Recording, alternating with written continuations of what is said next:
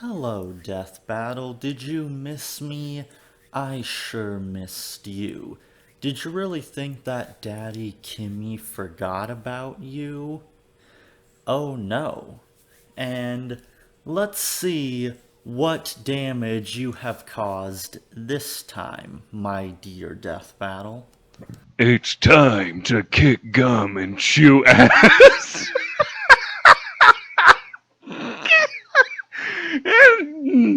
and I'm all out of ass. Fucking dick kick him.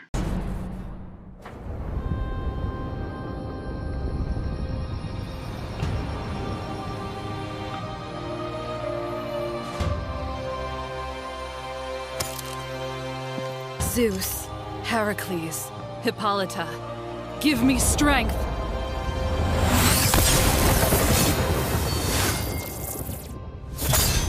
For the honor of Grayskull, I am She-Ra! Compared to an Amazon like me, you're just playing dress-up.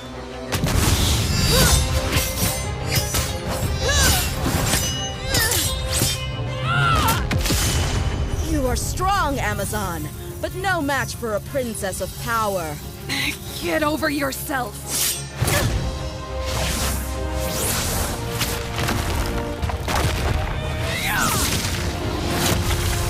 See what I mean?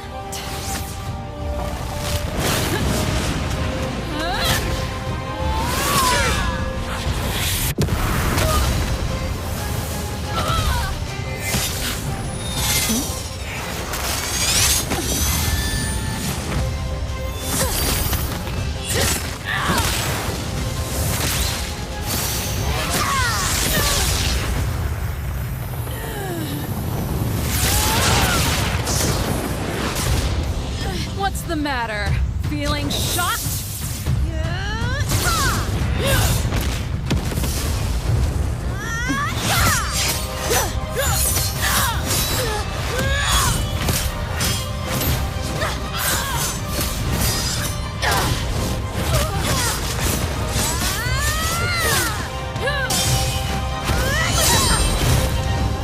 Gotcha!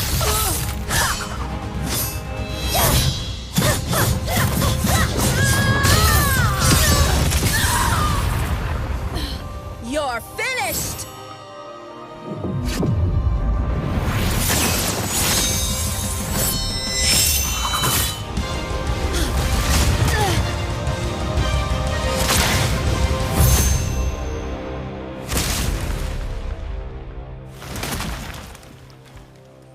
That's what power really looks like.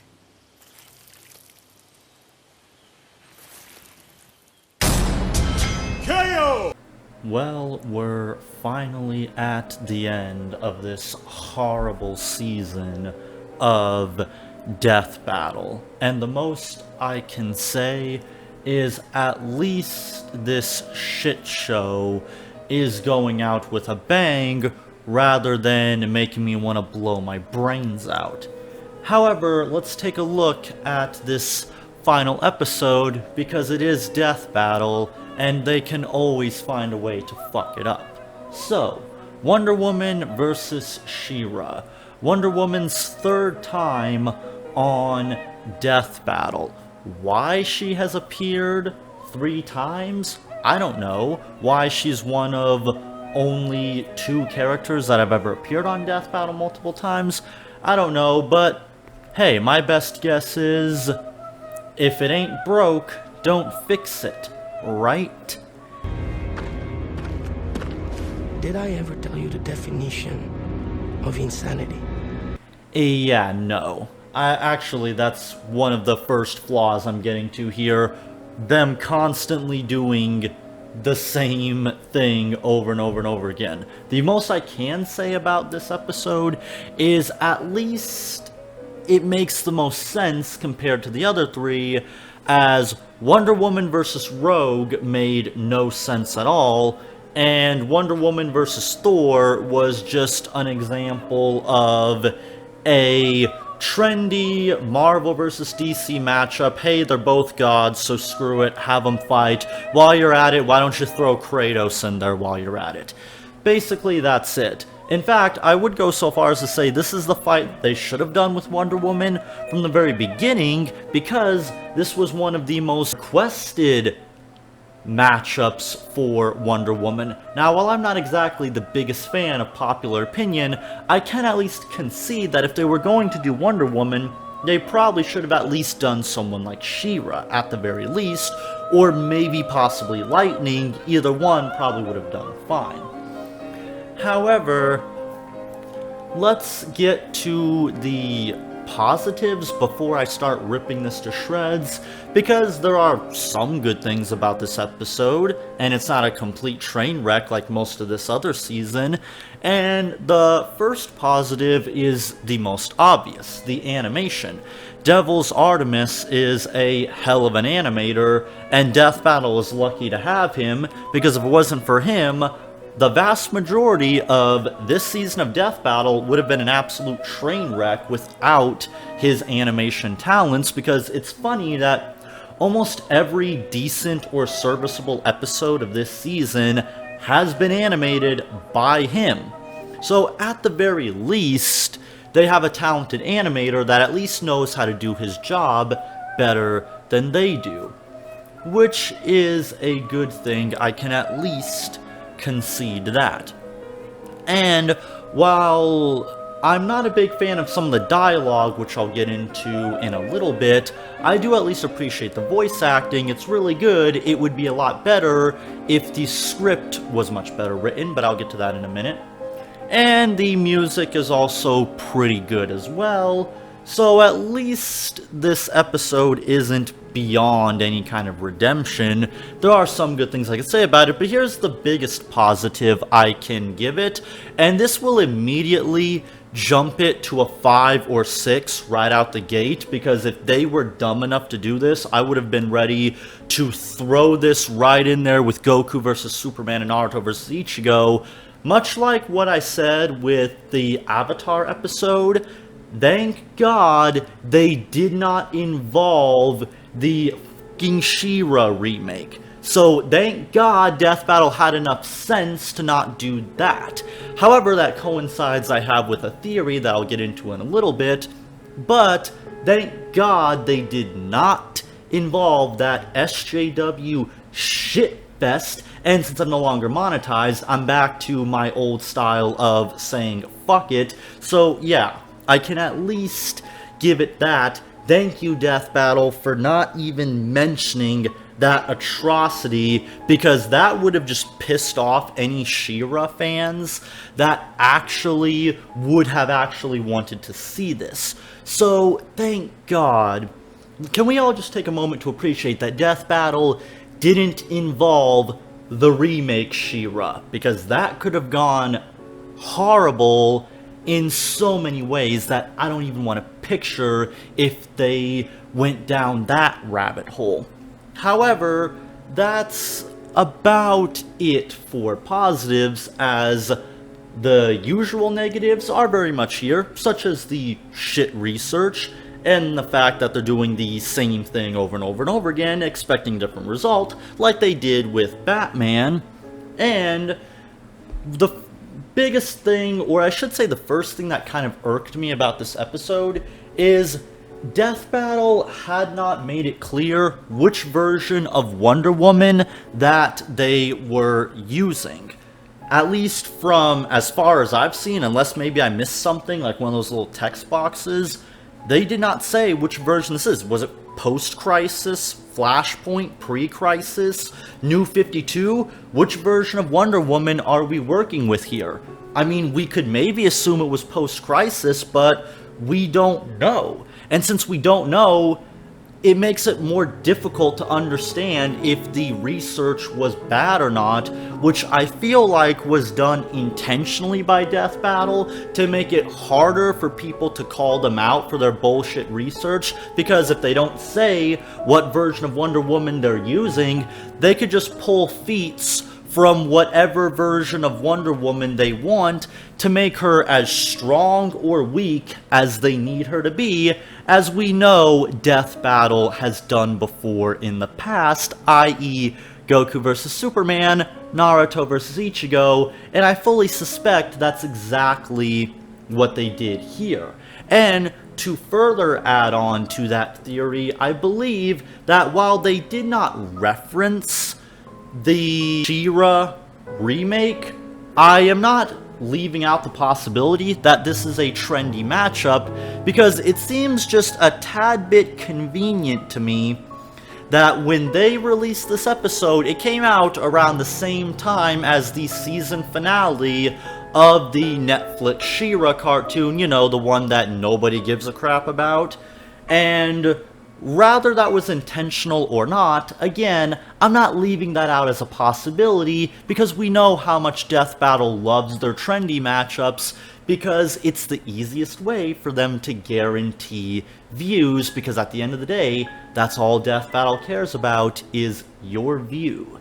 But to further add on to these negatives, the research is as atrocious as you can possibly imagine. Now, you have She-Ra and Wonder Woman, two very powerful characters, and they say that She-Ra's like moon level and Wonder Woman is like borderline moon level, and Wonder Woman is massively faster than light, so therefore Wonder Woman wins because better experience. Excuse me, Death Battle, but that's bullshit.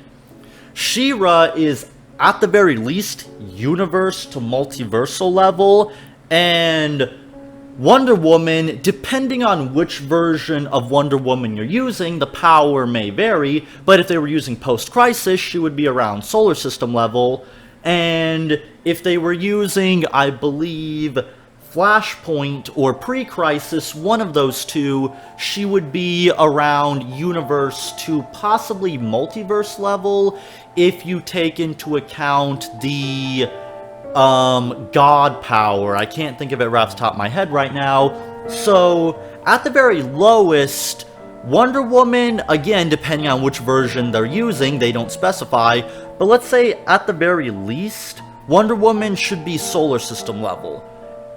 I mean, even some of the weakest versions of Wonder Woman are at least planet level. Where they're getting this she's not even moon level from is complete nonsense, unless they're using maybe New 52, but again, we don't know. But what I will say is, Naruto and Ichigo'd frickin' She-Ra. She is a lot more powerful than Death Battle made her out to be. Now, she wields the same exact sword and power that He-Man wields, and if you look into the comic books of He-Man, you would know that the Sword of Grayskull is a universal at the lowest to multiversal strength sword that can endow that character with the same degree of power, and this was very much true in the comics. Now, the only thing I can think of for why they would ignore this is they only wanted to use the cartoon version of She-Ra.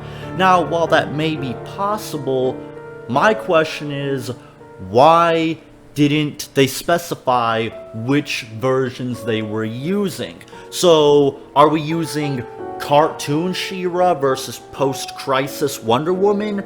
We don't know, and it's likely intentional by Death Battle, because they can just make it up as they go along, because Death Battle, I think, is slowly realizing that their research team has become a joke, so rather than firing some people or getting some better researchers, they've decided, you know what, we'll just be vague with which versions of characters that we are using, and we'll just take feats from whatever continuity or version we want, and make the characters as strong or weak as we need them to be, because that has worked out so well in the past, right? But I won't go too deep into the power scaling unless you guys want a debunking, but chances are this will most likely be debunked by Sir Splash anyway, but if you guys want it, I will gladly do a debunking later down the line, but just know, they fucked over She-Ra. Hardcore. Like, I haven't seen this level of lowballing since Naruto versus Ichigo. That's how bad it is. Not even Ben 10 got fucked this hard, because at least Death Battle acknowledged that Alien X was at least strong enough to withstand the universe being erased from existence. They won't even acknowledge the fact that She-Ra is universe level at the very lowest, but I won't get into that too much here. Another negative, like I alluded to earlier, is the script. The dialogue between these characters is so cringy. Oh my god, it's straight out of a cheesy 80s cartoon. And even if that was what they were going for, there's a reason why people don't make that type of dialogue anymore. Because it's extremely cringy. This is some of the worst dialogue in a Death Battle episode in a long time. And, which is very weird because Death Battle, for all their faults, can typically write, at the very least, decent dialogue. I mean, even in really crappy episodes, they can at least pull out some decent dialogue. I mean, as shit as Carnage versus Lucy was, the dialogue was on point. But I can't say the same here. The dialogue is fucking horrible. Whoever wrote this script needs to be fired. And I don't want to hear the excuse, well, they're just trying to replicate the cheesy writing of old 80s cartoons, because that's completely counterproductive, because that's just way too cheesy and cringy to take seriously. And given that the fight doesn't set itself up as cheesy or cringy, it just causes tonal problems. So, overall, this episode is a mixed bag. And I feel like the only reason why it's getting as much of a free pass as it is, it's only because this whole season has been an absolute train wreck. So much so that I might have to devote a whole episode to this one season of Death Battle because it's so consistently awful. But at the very least, they gave us something decent to go out with, which is more than we could possibly ask for at this point. The fact that we even got that is nothing short of a miracle. So this is certainly no Darkseid versus Thanos, but I can at least say it's on par with Link versus Cloud at the very least, which is more generosity that I can give to this episode. But overall, for a final rating, I'll give it a 6 out of 10, and I'm being very nice here, primarily because the music is good, the animation is absolutely stunning, and the voice acting is good, minus the shitty dialogue, and I can't thank the Death Battle enough for ignoring that horrible fucking reboot that has no right to exist. However, even with that being said, the dialogue, the poor research, the being vague about characters, the possibility of this being a trendy matchup, it's all so terrible. And make no mistake about it, what they did to She-Ra in this episode was nothing short of disgusting, and I'm not going to let this slide. Don't think for one second that because this is getting a little bit of a free pass, that we should forgive Death Battle for what they did to She-Ra. No, in fact, we should be just as mad at this for what they did to She-Ra as to what they did to Ichigo so many years ago, because it's just as unacceptable. But what do you think? Do you think that this was a good episode and I'm being too harsh or too generous? Or do you think this was just as bad? Let me know what you think of this episode and the rest of the season in the comments down below.